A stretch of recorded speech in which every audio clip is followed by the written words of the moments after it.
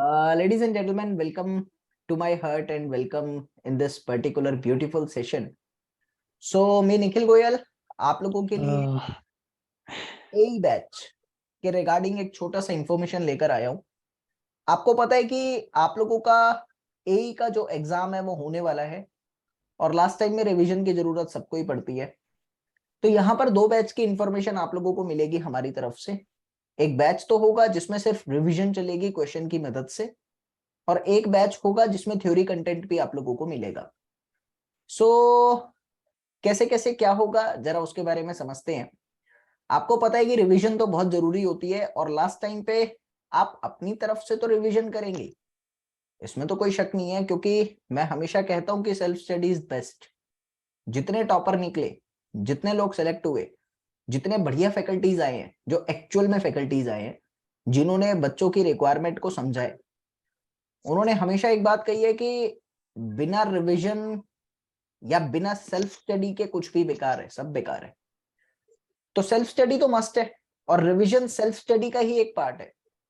लेकिन अगर उस रिवीजन के साथ थोड़ी बहुत रिवीजन बाहर से भी मिल जाए तो मेरी ख्याल में रिवीजन अच्छे से हो सकती है। तो बस उसी चीज को ध्यान में रख के आप लोगों के लिए एक छोटा सा बैच लेकर आए हैं, जिस बैच के अंतर्गत we will be going to provide you nearly 1000+ questions only for the A level. इसमें जेई लेवल नहीं होगा, इसमें पूरा ए लेवल होगा। और ये 1000+ क्वेश्चंस जो हैं ये आप लोगों के पूरी सिविल इंजीनियरिंग सिलेबस जो आपका है एई का, ये कंप्लीट मिक्स पैटर्न पे रहेंगे सिविल इंजीनियरिंग सिलेबस के। मिक्स इन द सेंस कुछ सेशंस हम लोग एक सब्जेक्ट के रखेंगे, कुछ सेक्शन एक सब्जेक्ट के रखेंगे। तो सब्जेक्ट वाइज तो रहेगा ही रहेगा, इसमें तो शक है नहीं, ऐसा आर्बिटरी मिक्स नहीं होगा। और सब्जेक्ट वाइज के साथ साथ टॉपिक वाइज प्रैक्टिस भी होगी। जैसे मैंने आपको कहा कि आज सपोज सॉइल मैकेनिक्स है, तो आज हम लोग सॉइल मैकेनिक्स पढ़ने वाले हैं और सॉइल मैकेनिक्स के एक सेशन में नियरली 35 या 40 क्वेश्चन डिस्कस होंगे, इससे ज्यादा नहीं हो पाएंगे। 2 घंटे का सेशन होगा कम से कम। तो मैंने आपको बता दिया कि ये 4 टॉपिक हैं जिसमें से कल के एक सेशन में हम लोग डिस्कस करने वाले हैं। तो वो 4 टॉपिक ही आप लोगों को पढ़कर आने हैं। तो ऐसे ऐसे टॉपिक वाइज हम लोग एक शेड्यूल तैयार करेंगे और उसी शेड्यूल के तहत पूरी सब्जेक्ट भी कंप्लीट हो जाएगी और आप लोगों के क्वेश्चन भी प्रैक्टिस हो जाएंगे। उन क्वेश्चंस में आपको समझ आएगा, एक तो टाइप्स ऑफ क्वेश्चन ना कहकर अगर मैं टाइप्स ऑफ कंसेप्ट कहूं तो ज्यादा अच्छा रहेगा। टाइप्स ऑफ कंसेप्ट समझ में आएंगे। दूसरा, आपको समझ में आएगा कि बहुत सारे एग्जाम से क्वेश्चन लिए गए हैं। जितने भी आपके ए लेवल के एग्जाम होते हैं, चाहे वो आप लोगों का स्टेट हो, चाहे सेंटर हो, चाहे आईईएस हो, चाहे गेट हो, सभी एई एग्जाम के क्वेश्चंस आप लोगों को मिलेंगे। तो ऑब्वियसली डिफिकल्टी लेवल आपके पास आएगा। तो डिफिकल्टी लेवल से अच्छे से इंट्रोड्यूस हम लोग हो सकेंगे और प्रैक्टिस कर सकेंगे। और ऑब्वियसली इन क्वेश्चंस के साथ आप लोगों को एडिशनल इंफॉर्मेशन तो मिलेगी ही मिलेगी। एडिशनल इंफॉर्मेशन का मतलब है कि एक क्वेश्चन आया, उस क्वेश्चन के सारे पॉइंट्स तो डिस्कस हो ही जाएंगे, उसके अलावा जो जो पढ़ने की रिक्वायरमेंट है वो कंटेंट आप लोगों को दिया जाएगा। अब देखो, इसमें तो कोई शक नहीं है कि सारे कंटेंट आपको सेशन में नहीं पढ़ाया जा सकता। भाई एई का सिलेबस अपने आप में बहुत बड़ा है, तो वो कंटेंट आपको पढ़ाया नहीं जा सकता, उसमें से सिर्फ इंपॉर्टेंट फैक्ट्स बताए जा सकते हैं। बाकी का जो कंटेंट है वो आपको दिया जा सकता है पीडीएफ फॉर्मेट पर, ताकि आप खुद से पढ़ सको और कोई भी डाउट हो तो आप पूछ सको। तो वो एडिशनल इंफॉर्मेशन के साथ सिविल इंजीनियरिंग का कंटेंट आपको एक समराइज्ड फॉर्मेट पे दिया जाएगा, ताकि आपकी सेल्फ स्टडी अच्छे से हो सके। शब्दों पर गौर देना, मैं क्या कह रहा हूं। मैंने आपको शुरू में ही कहा कि बिना सेल्फ स्टडी के तो सब बेकार है, सही में बेकार है, इसमें कोई दिक्कत नहीं है कहने में भी। तो सेल्फ स्टडी पे मैं हमेशा फोकस रखूंगा। और एई एग्जाम कोई बच्चों का मजाक तो है नहीं कि आया और दे दिया। दिन रात जो एक करके बैठता है एक्चुअली में एई वो भी नहीं कर पाता, क्योंकि सीरियसली डिफिकल्ट लेवल होता है। तो self study is the best study. तो मैं आप लोगों को जो कंटेंट दूंगा ना, वो कंटेंट एक्चुअली में इसलिए दूंगा ताकि आप खुद से पढ़ो बस। अब बस उस सेल्फ स्टडी में थोड़ी बहुत आपकी हेल्प करेगा ये बैच, और कुछ नहीं है। मतलब सेल्फ स्टडी में हेल्प करने के लिए ये बैच रखा गया है बेसिकली। तो इस बैच के अंदर we are going to have the practice only, और प्रैक्टिस के साथ साथ कुछ सिविल इंजीनियरिंग के रिवीजन हम लोग करेंगे जो हमारे एग्जाम पॉइंट ऑफ व्यू से इंपॉर्टेंट रहेंगे। क्वेश्चन इन सारे एग्जाम से आप लोगों के लिए आएंगे, चाहे वो गेट हो, चाहे आईएएस हो, चाहे एई हो, और ऑब्वियसली एडिशनल इंफॉर्मेशन के साथ कुछ कंसेप्चुअल्स भी आप लोगों को मिलेंगे। मैं आप लोगों को बताना चाहता हूँ कि मैंने ऑलरेडी एक बुक लिख रखी है, वन लाइनर, जो एई एग्जाम के लिए भी इंपॉर्टेंट बनती है, और मेरी दूसरी बुक का कंटेंट भी लगभग रेडी हो चुका है जिसमें सेल्फ मेड क्वेश्चन है मेरे। जी, मैंने उस बुक के अंदर लगभग 2500 प्लस खुद के बनाए हुए क्वेश्चन डाले हैं सिविल इंजीनियरिंग के। मार्केट में आने में अभी उसको टाइम लगेगा, नियरली 6 मंथ और 7 मंथ इट रिक्वायर्स, लेकिन उसके क्वेश्चन के कंटेंट मेरे पास अभी भी है। तो I will be going to provide you that content in this particular batch also. बहुत सारे क्वेश्चन ऐसे हैं जो आपको किसी किसी गूगल पे भी नहीं मिलेंगे, क्योंकि वो एक्चुअली में सेल्फ डेवलप्ड क्वेश्चन, और बाकी के सारे इस क्वेश्चन खुद के बनाए हुए हैं, वो आपको एज इट इज क्वेश्चन नहीं मिलने वाले। तो वो आप लोगों को इस बैच के अंदर मैं दूंगा ताकि आपकी प्रैक्टिस, आपके कंसेप्ट अच्छे से हो सके। फिर सुनना, मैं नहीं पढ़ाऊंगा, मैं दूंगा। मैं जो पढ़ाऊंगा वो बैच का अलग होगा, मैं आपको जो दूंगा वो आपका होमवर्क होगा। तो ऑब्वियसली इसमें कोई शक नहीं है that we will be going to provide you the homework sheet, ताकि आप खुद से कर सको। फिर से मेरा फोकस सेल्फ स्टडी पे है। मैं बार बार एक ही बात बोलना चाहूंगा कि अगर आप लोगों का सिलेक्शन होगा तो वो आपकी सेल्फ स्टडी से होगा। उस सेल्फ स्टडी में थोड़ी हेल्प हम कर सकते हैं और कुछ नहीं है, ठीक है। तो वो होमवर्क के तौर पर आप लोगों को क्वेश्चंस की वर्कशीट हमारी तरफ से मिलेंगी, पक्का मिलेंगी, क्योंकि वो मेरे पास प्रिपेयर्ड है।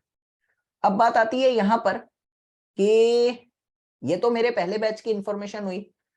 कॉस्ट की जहां तक बात करूं तो कॉस्ट इस बैच की जो डिसाइड करी गई है वो 999 रुपीज है।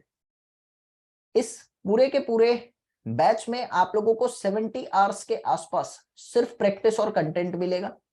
मैं आप लोगों को लिख के बता देता हूं क्या क्या होगा इस बैच में, फिर हम लोग कुछ क्वेश्चंस के प्रैक्टिस भी कर लेंगे। तो इस बैच के अंदर we will be going to provide you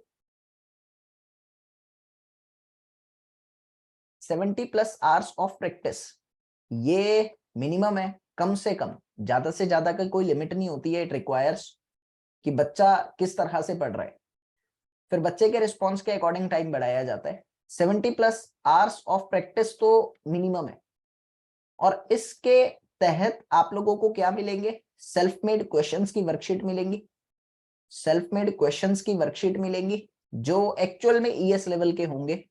ऐसा नहीं है सारे ईएस होंगे, जेई से ईएस सारे मिक्स होंगे। उसमें आप लोगों को टॉपिक वाइज क्वेश्चन, जो एक्चुअल सिलेक्टेड क्वेश्चन होंगे वो प्रैक्टिस कराए जाएंगे, और इन क्वेश्चंस के साथ साथ पूरी सिविल इंजीनियरिंग ग्रैप करी जाएगी। मतलब summary of the civil engineering content, वो भी आपको एडिशनल इंफॉर्मेशन के तौर पर दिया जाएगा। सो ये दोनों के दोनों जो कंटेंट मैंने आपको दिए हैं, आप ध्यान से देखो। इसमें मैं सिर्फ एक ही पॉइंट कवर अप कर रहा हूं आप लोगों का, वो है आपका सेल्फ स्टडी। क्लियर है, ये बात आपको याद रखनी है। और हर लेक्चर की पीडीएफ आप लोगों को दी जाएगी हमारी तरफ से। जो 1000 प्लस क्वेश्चंस हम लोग दे रहे हैं, एक्चुअली प्लान है 1200 क्वेश्चंस का, तो हम 1000 प्लस कहकर चलते हैं, थोड़ा फैक्टर ऑफ सेफ्टी हम अपनी तरफ से भी लेकर चलते हैं। तो वो 1000 प्लस क्वेश्चंस का पीडीएफ आपको डेली मिलेगा हमारी तरफ से, लेक्चर बेसिस। और ये जो प्रैक्टिस होगी ये डेली बेसिस पे होगी। तो ये डेली बेसिस मैंने अलग से क्यों बोला आप लोगों को, मैं बताना चाहता हूँ। एक बारी यूपीएससी की एक टॉपर थी, एक्चुअल नाम याद नहीं है, आज से 5 या 6 साल पहले की बात है, मैं छोटा ही था, मतलब मैं भी उसी दौर में था, प्रिपेयर करना स्टार्ट किया था। तो जब वो सेलेक्ट हुई तो उनका इंटरव्यू हुआ, और इंटरव्यू में उन्होंने एक ही बात बोली कि बहुत ज्यादा नहीं पढ़ती थी, 7 से 7.5 घंटे रेगुलर था। लेकिन हाँ, इसमें एक भी दिन ऐसा नहीं था कि मैं नहीं पढ़ी। चाहे मैं 5 घंटे पढ़ू, चाहे 4 घंटे पढ़ू, चाहे 3 घंटे पढ़ू, और चाहे 8 घंटे पढ़ू, एवरेज 7.5 था। लेकिन एक भी दिन पूरे 1.5 साल की तैयारी में ऐसा नहीं गया कि मैंने छोड़ दिया हो, मतलब गैप नहीं रखा था बिल्कुल भी। तो कंसिस्टेंसी तो ऑब्वियसली बहुत जरूरी है ना, उसके बिना तो कुछ भी नहीं हो पाएगा। इसीलिए डेली बेसिस रखा है, इसमें आपको कोई भी गैप नहीं मिलेगा हमारी तरफ से। ये डेली लेक्चर्स होंगे, क्योंकि आपके पास टाइम नहीं है, लास्ट टाइम पे आप खड़े हो, और जिंदगी की बात होती है, अगर गवर्नमेंट जॉब लग जाती है तो उसके बाद एक नए जीवन की शुरुआत होती है, ये भी सच है। तो इसमें किसी भी तरह की कोई कमी ना रह जाए, इसीलिए इसमें कोई गैप नहीं, ठीक है। तो ये डेली बेसिस पे लेक्चर, डेली बेसिस पे पीडीएफ, डेली बेसिस पे वर्कशीट, डेली बेसिस पे ही सब कुछ आप लोगों को मिलेगा, और डेली बेसिस पर ही सेल्फ स्टडी पर होना चाहिए फोकस। मैं बार बार एक ही पॉइंट कह रहा हूं आप लोगों को, सेल्फ स्टडी। ये बैच सिर्फ आपको सेल्फ स्टडी में मदद करेगा, ठीक है। चलिए, तो कुछ आप लोग पूछना चाहते हैं इस बैच के रिगार्डिंग अभी, तो आप हैंड रेस कर सकते हैं। इसके बाद फिर कुछ क्वेश्चंस की प्रैक्टिस करेंगे, कुछ इंफॉर्मेशन देखेंगे, और उसके बाद फिर एक नई चीज at the last of this particular session I will be going to discuss with you. कोई पूछना चाहता है तो हैंड रेस कर सकता है।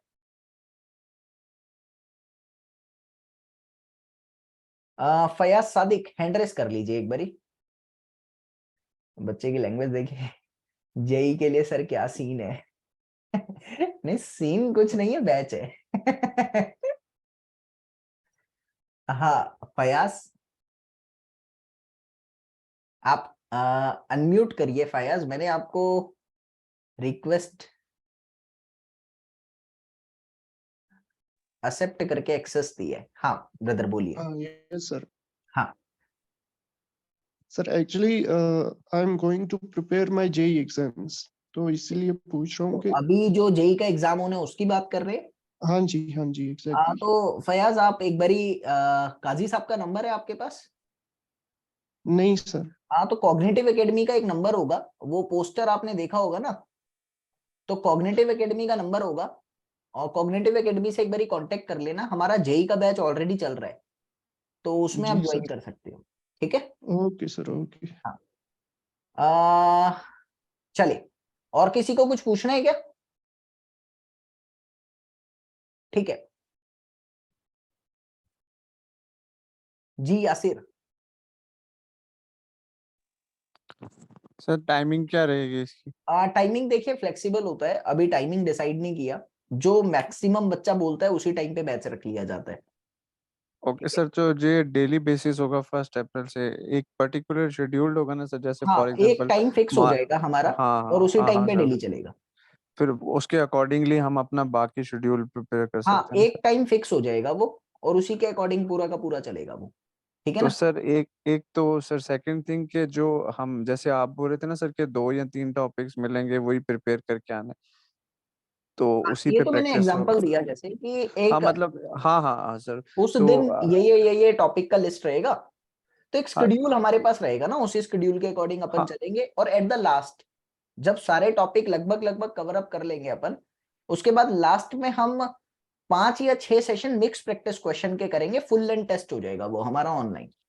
हाँ सर, तो ऐसा भी एक रहेगा। एक रिक्वेस्ट थी सर, क्या आप ऐसा स्ट्रेटजी नहीं बना सकते कि जैसे प्रीवियस ईयर एई के जो पीएससी ने क्वेश्चंस लिए हैं वो, और जो प्रीलिम्स ईएससी का होता है, इंजीनियरिंग सर्विसेज का हाँ हाँ। प्रीलिम्स एग्जाम्स के जो क्वेश्चन होते हैं, और जो एई के प्रीवियस ईयर जेके पीएससी के, हम्म। तो मैक्सिमम बार देखा गया है कि इन्हीं में से क्वेश्चन पीएससी उठाती है, और ज्यादातर गुप्ता को भी रेफर करती है, जैसे लास्ट टाइम पे भी हुआ था सर।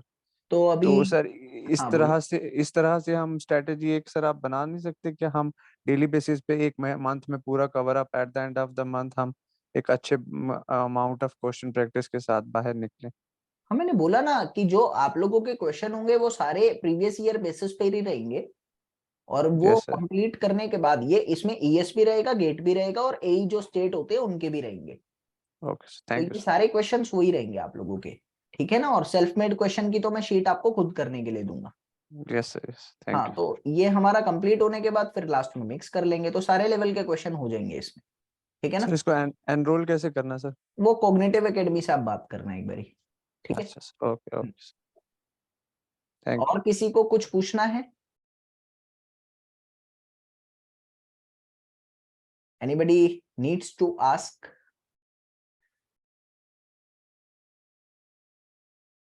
चलिए, एक छोटा सा इंफॉर्मेशन और देता हूँ।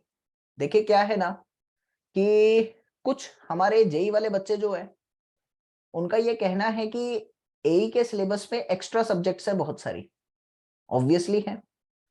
तो मेरे पास कई बच्चों की डिमांड आई है कि आप अगर हमें वो एक्स्ट्रा सब्जेक्ट पढ़ा दे तो हम इन एक्स्ट्रा सब्जेक्ट का एक्स्ट्रा पे कर सकते हैं। मतलब मैं आपको बताना चाहता हूँ, सुनो, कुछ एक्स्ट्रा सब्जेक्ट है जैसे कंस्ट्रक्शन पार्ट है, उसके बाद स्टील है, उसके बाद हाइड्रोलॉजी है, तो बीएमसी भी है एक्चुअली में। मतलब बीएमसी हमने पढ़ी नहीं है, बिल्डिंग मटेरियल एंड कंस्ट्रक्शन, तो बिल्डिंग मटेरियल भी है, हमने नहीं पढ़ा, इसमें है। तो उनका ये कहना है कि अगर ये सिर्फ एक्स्ट्रा पार्ट हमको पढ़ा दिया जाए तो we will pay for that extra part. ये मेरे हाथ में नहीं है, ये कॉग्निटिव एकेडमी के हाथ में है। तो मैं इस बैच की कोई बात मैंने कॉग्निटिव एकेडमी के साथ नहीं करी है, लेकिन हाँ मैं आपको बताना चाहता हूं, अगर भाई ऑलरेडी हमारे जेई वाले बैच के अंदर बहुत सारे स्टूडेंट है, मतलब उसकी स्ट्रेंथ बहुत ज्यादा है। तो अगर जेई वाले जो हमारा बैच है उन्होंने एई का भी फॉर्म भर रखा है तो कॉग्निटिव एकेडमी से वो बात कर सकते हैं। इस तरह के कोई बैच की इंफॉर्मेशन, मतलब हमने कोई बात नहीं करी आपस में अभी, लेकिन आप लोगों की डिमांड पर इसमें कोई बुराई नहीं है। आप लोगों की डिमांड पर ये स्टार्ट किया जा सकता है। जो बचे हुए सब्जेक्ट है सिर्फ वो सब्जेक्ट आपको पढ़ाए जाएंगे ए लेवल तक के। भाई ऑब्वियसली देखो यार, इसमें क्या है, आप लोग फीस दोगे और फीस देने के बाद तो दुनिया स्टार्ट कर लेती है। तो मतलब आप अपने आप ही इस तरह की कोई बात करना कॉग्निटिव एकेडमी से जो ऑलरेडी पेड सब्सक्राइबर है। जो पेड सब्सक्राइबर है ये बैच उन्हीं के लिए काम आएगा, क्योंकि उन्हीं के पास हमारा ऑलरेडी कंटेंट है। तो डिस्काउंट विस्काउंट सब कॉग्निटिव एकेडमी से आप मेजोरिटी बना के बात कर सकते हैं। एक दो बच्चों के कहने से तो बैच स्टार्ट नहीं होगा। कम से कम 80 to 90 स्टूडेंट मिनिमम होना चाहिए, जब भी कोई बैच स्टार्ट हो पाता है। तो आप लोग ना, नहीं मेरे हाथ में बिल्कुल नहीं है ये सब। तो आप लोग सारे मिलकर कॉग्निटिव एकेडमी से बात कर लो, जो भी आपका अमाउंट सेट हो आप बात कर लो। वो कॉग्निटिव एकेडमी से बात करनी पड़ेगी आपको, उन्हीं के हाथ में सब कुछ होता है, ठीक है। तो इस तरह का भी इंफॉर्मेशन मुझे बच्चों ने कहा कि ये स्टार्ट करो, तो मैंने शेयर कर दिया, सॉल्यूशन बता दिया कि आप लोग कॉग्निटिव एकेडमी से बात कर सकते हो, इसके बाद ही कुछ होगा, ठीक है। कम से कम 80 to 90 स्टूडेंट्स अगर होता है तो ही बैच हो पाता है। अब मेरी बात आती है यहाँ पर कि हमको कुछ क्वेश्चंस प्रैक्टिस करने की जरूरत है। So we will be going to discuss the questions of the soil mechanics, ताकि समझ में आ सके कि हाँ एक्चुअल में इंफॉर्मेशन क्या क्या जरूरी है और किस तरह से हमको पढ़ना है। तो पहला क्वेश्चन आप लोगों की स्क्रीन पर है, ईएससी का प्रीवियस ईयर क्वेश्चन है ये। आपको बोला गया है कि plate load, pycnometer, core cutter और मैकेनिकल सीव, इनमें से किस किस के काम आता है। We need to solve it. आप लोग करना चाहेंगे solve? I am giving you 10 second only for this question. 10 second से ज्यादा की जरूरत नहीं है इस पर्टिकुलर क्वेश्चन के लिए। आप करना चाहेंगे सॉल्व?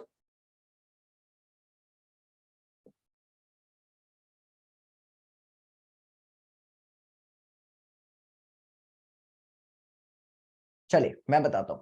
हमको पता है कि एक्चुअल में जो आपका प्लेट लोड टेस्ट होता है वो बियरिंग कैपेसिटी निकालने के काम आता है।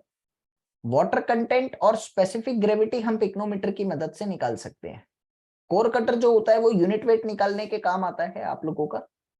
और उसके बाद मैकेनिकल सीव जो है वो पार्टिकल साइज एनालिसिस करने के काम आती है। अगर मैं इसकी मैचिंग करना चाहूं तो मुझे सभी सही सही दिख रहे हैं यहाँ पर। बेयरिंग कैपेसिटी के लिए प्लेट लोड टेस्ट आया, स्पेसिफिक ग्रेविटी के लिए पिक्नोमीटर आया, और फील्ड डेंसिटी के लिए हमारे पास कोर कटर आया। तो बी का 1, ए का 2, option number B is the correct answer for this question. भाई सभी का स्क्रीन शो नहीं हो रही, एक मिनट एक मिनट रुकना। तो कैसे हो गया?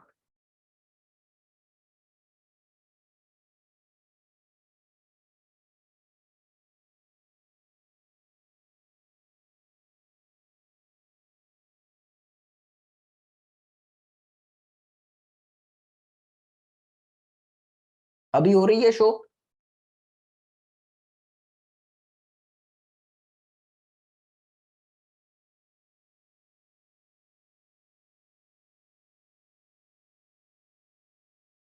प्रयास क्या कर रहे हो ब्रदर?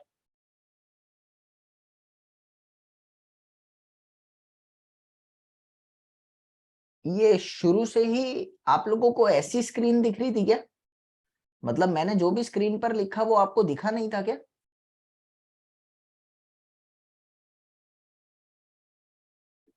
तो बताना चाहिए था ना आप लोगों को।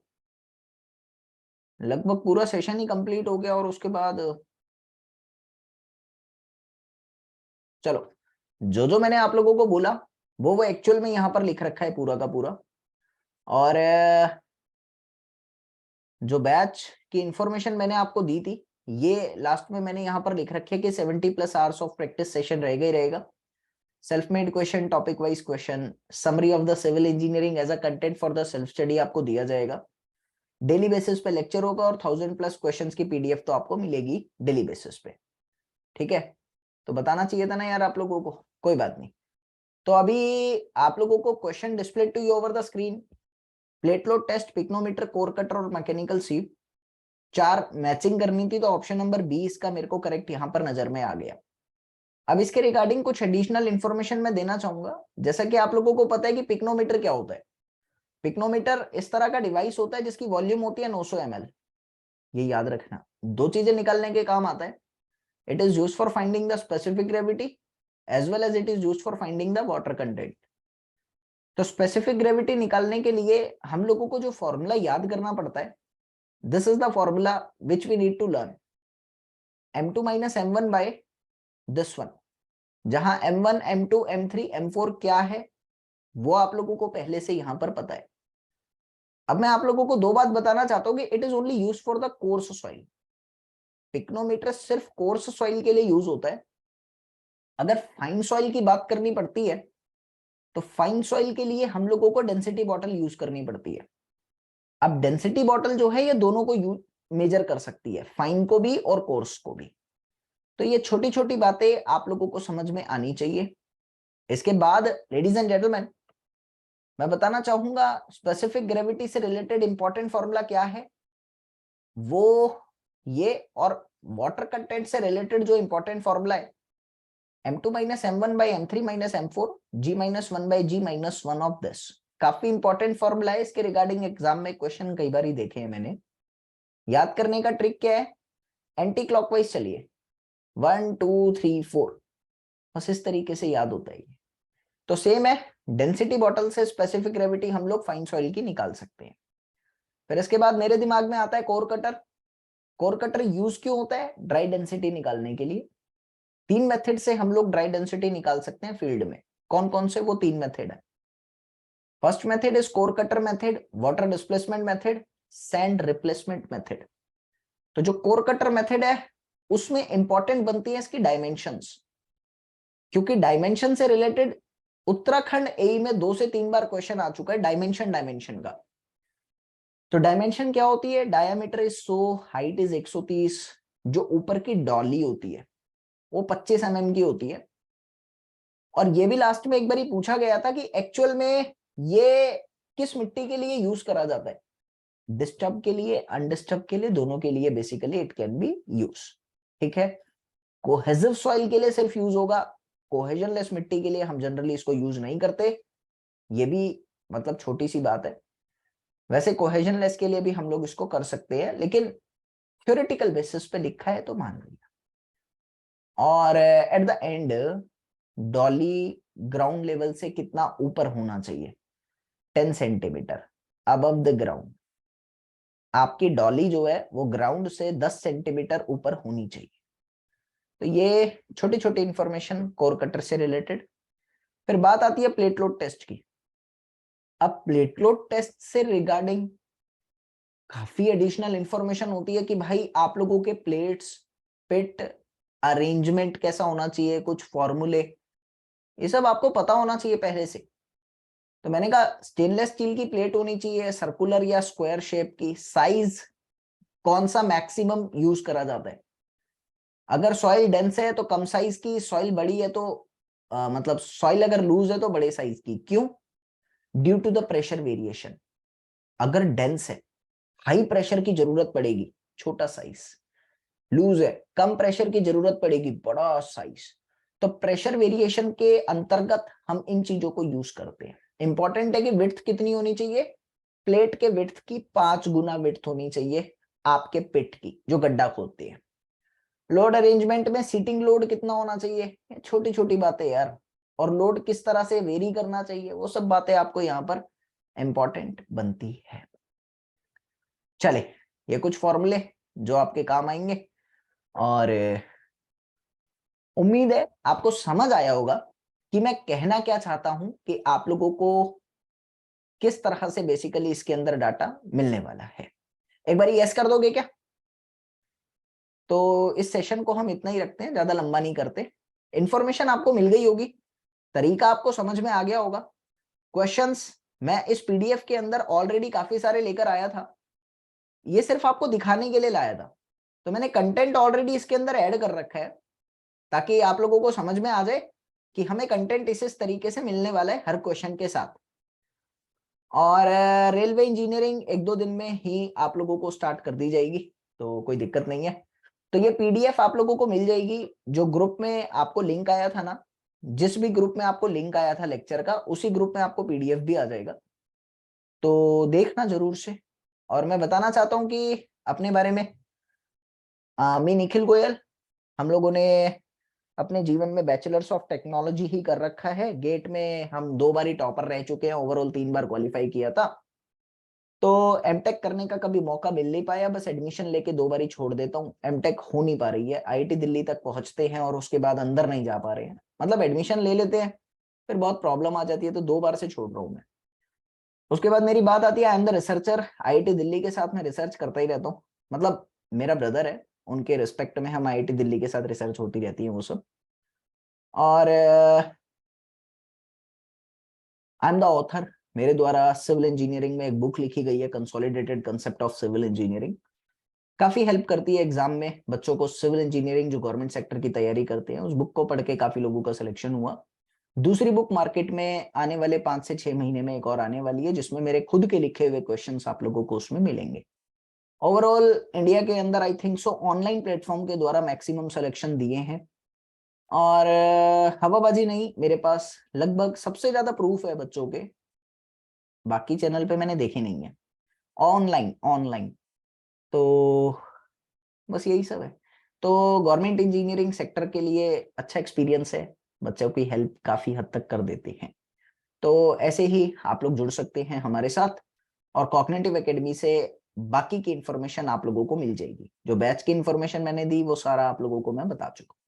सो good night everybody, bye. Obviously, yes, sir, I'll pray for that also.